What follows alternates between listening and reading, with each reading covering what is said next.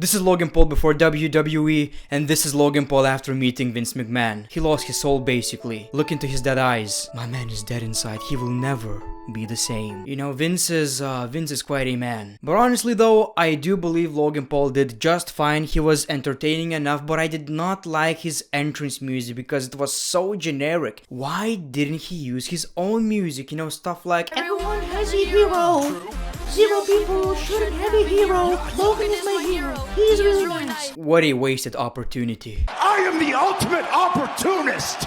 Welcome everybody to a brand new episode of SmackDown. Greatness of SmackDown. How are you guys doing today? Next week is a big week for every wrestling fan. Not only you're getting WrestleMania 2, NXT WrestleMania or something like that, Hall of Fame, you're also getting WrestleMania SmackDown. Which is new, which is odd, but it's gonna be a great show. Basically, you guys are not gonna be at WrestleMania, so we're gonna give you a cool episode of SmackDown inside the Thunderdome. No fans.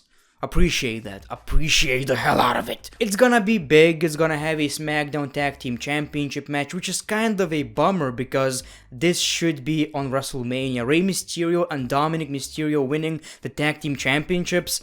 Such a WrestleMania moment. Well, it's gonna be WrestleMania SmackDown moment. Do you guys prefer WrestleMania SmackDown or Super SmackDown? Damn, I'm into it. We're also getting an Andre the Giant Memorial Battle Royal, which, okay, I don't care about that one.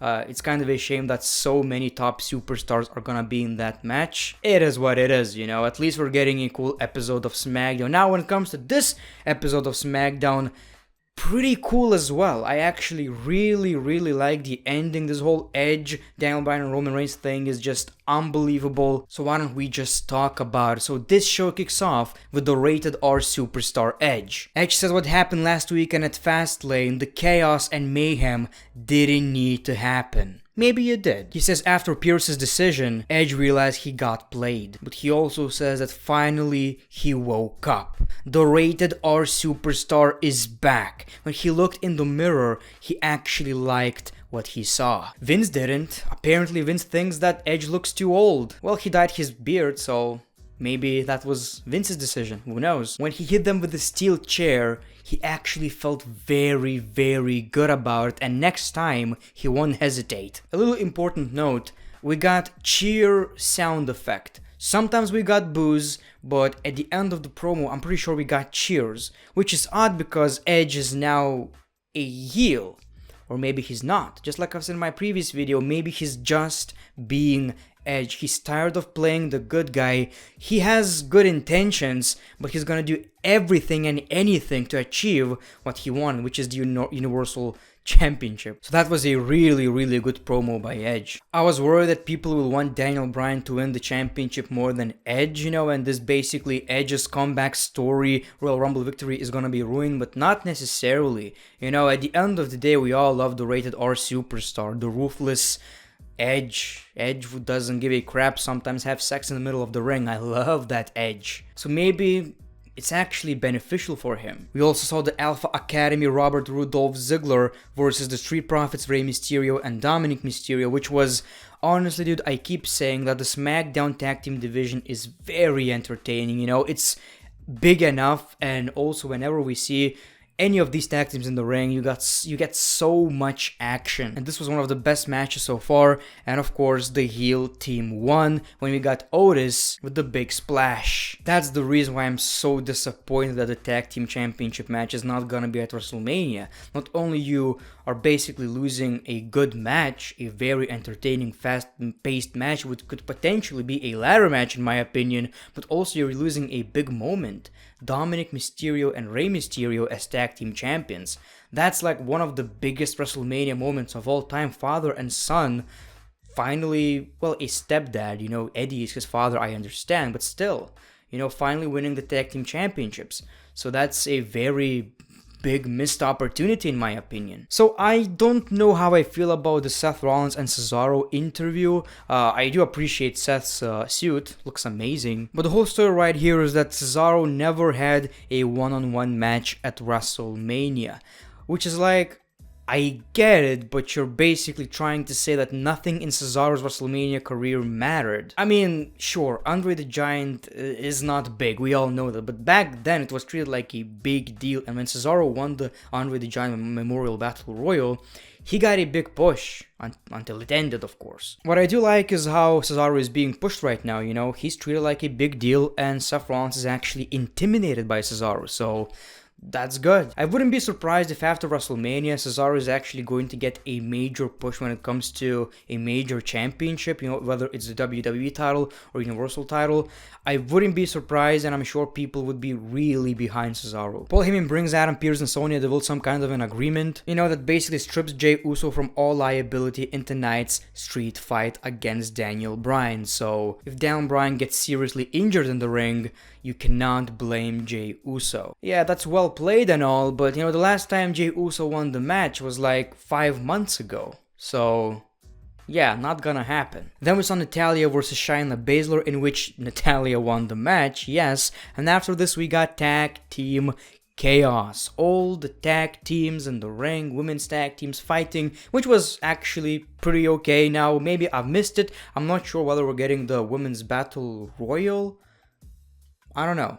Maybe we are. Maybe it's gonna be announced a little bit later, but I'm sure it's happening on SmackDown. WrestleMania SmackDown. So let's talk about the Sami Zayn's red carpet documentary trailer reveal. So the special guest was Logan Paul, which I'll admit he did okay. You know, he wasn't cringy or anything. He did pretty fine. He didn't forget his lines or anything like that. The only issue was, you know, it seemed like he was uncomfortable sometimes just moving the microphone, you know.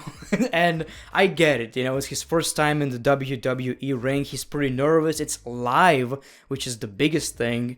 So I understand that, but it was kind of weird seeing, you know, this dude who's on sugar all the time being this uncomfortable. Sami Zayn actually invited Logan Paul to WrestleMania, which I'm actually very excited about. Like I've said, dude, I'm not some Logan Paul fan. I don't care. I'm just saying it's very good for the WWE. And when Logan Paul would actually hit someone in the face and it would hurt, that kind of makes sense. I mean, look at the dude. You know, it's not Bad Bunny. In my opinion, the trailer itself was kind of disappointing. It wasn't really funny. It wasn't... I don't know, it just lacked something in my opinion. He asked Logan's opinion and Logan was like, you know, you tried. Yeah, it was, how do I put this?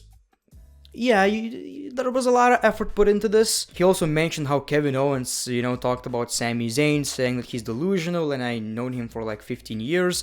Sami gets angry, you know, blames Logan Paul for listening to Kevin Owens, then apologizes, and then we got a big stunner, and Logan is just standing uncomfortably. If only this story had a bigger build. It's actually quite entertaining, and the match is gonna be great, but... you know, Sami Zayn was basically doing his own thing. Owens was doing his own thing against, I believe, Roman Reigns during that time. And now all of a sudden they're in a rivalry.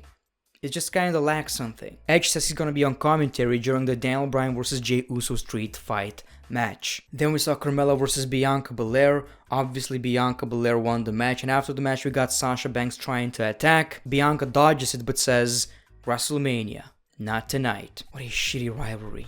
That's basically it. That's all the build we got. Man, I mean, if it main events WrestleMania, it makes sense. I'm just saying if it doesn't, I wouldn't be angry. King Corbin explains why he did it. I did this because I'm the king and people need to respect the king. Bobby Lashley promised an opportunity. I want an opportunity. I'll be the first in line. Well, it kinda makes sense, you know. King Corbin is not just being a buddy to Bobby Lashley. He wants something out of this, and he's taking that opportunity. Smart man Corbin. And of course, in the main event, we saw the street fight, Jey Uso vs. Daniel Bryan for the 153rd time. In all of these matches, Jey Uso lost. This one included. Very good, actually. Very entertaining. We saw Edge on commentary. He was amazing on commentary, by the way, just being a rated R superstar. We also saw Roman Reigns watching the match. So it was pretty cool. And of course, Jey Uso lost because he always does. Daniel Bryan takes that W, and what he did after the match was actually the highlight of the show. He attacked Edge with a running knee, then he continued the attack. He went for Roman Reigns. Roman Reigns dodges it. He comes back with the running knee. Daniel Bryan stands tall. I wouldn't be mad if that was actually the go-home show of SmackDown. Is there gonna be a contract signing or something? I'm not quite sure, but all these three men will meet in the ring before WrestleMania. So that was a pretty, in my opinion, strong episode of SmackDown. You know, out of all the shows, SmackDown is just simply the best. So thank you for watching this video. Let me know your thoughts in the comments below. Do you actually like the fact that Logan Paul is going to be at WrestleMania, or you are just absolutely angry at it? Whatever, man. Thank you for watching The Great One. Peace, love, and hugs. It's been a pleasure.